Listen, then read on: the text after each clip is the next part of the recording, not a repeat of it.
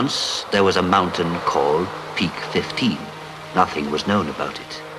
But in 1852, the surveyors found it was the highest in the world, and they named it Everest.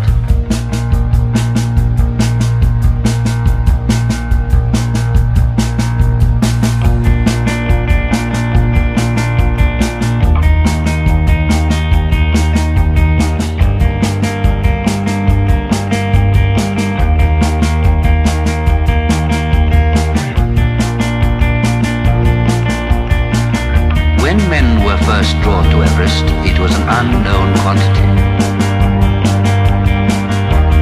Something entirely beyond them.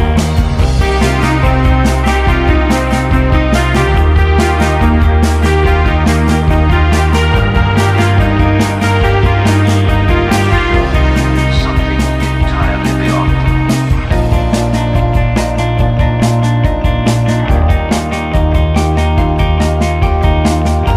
A climber climbs with his guts, his brains, his soul, and his feet.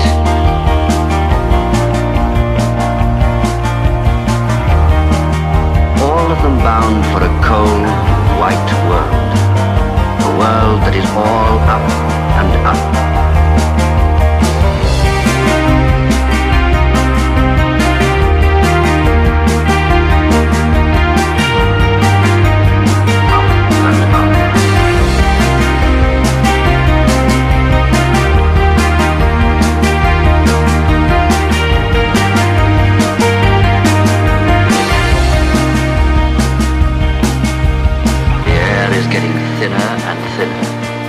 At such heights, when you're lacking oxygen, you may think you're normal, but you're not.